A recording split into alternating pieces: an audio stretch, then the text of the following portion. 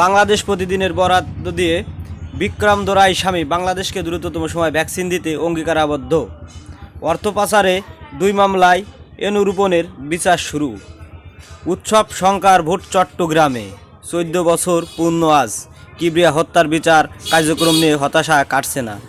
US Bangla এখন আতঙ্কের বাহক। পৌরসভা বিদ্রোহীদের মদত নৌকার হার।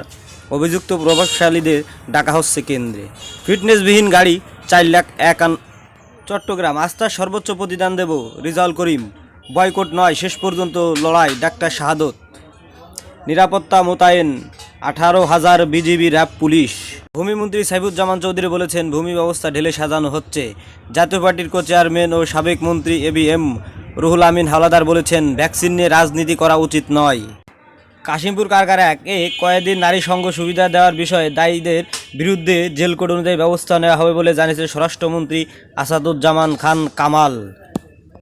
ভয়ঙ্কর হয়ে উঠেছে রাতের ঢাকা। রহস্যর জালে আলোচিত 15 খুন।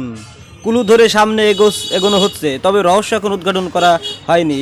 আবার কিছু কিছু আসামি চিহ্নিত হলেও পাচার হওয়া যায়নি যথেষ্ট প্রমাণ, তাই রহস্য জট খুলতে এ দীর্ঘ সময়।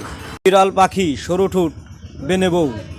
বগুড়ায় আওয়ামী লীগের দুপক্ষে সংঘর্ষে ওসিসহ আহত 50, প্রাণ হারিয়েছেন আরও 14 জন। বাইডেন প্রশাসনকে আরেক বাংলাদেশি বংশোদ্ভূত ফাহাদ আহমেদ। দেশে ফিরল ভারতের পাচার শিশুসহ 38 নারী পুরুষ। দায়িত্বে অবহেলা হোস্টেল সুপার ও প্রহরীদের দায় এড়াতে পারেন না অধ্যক্ষ। এমসি কলেজ ধর্ষণের অনুসন্ধান কমিটি প্রতিবেদন।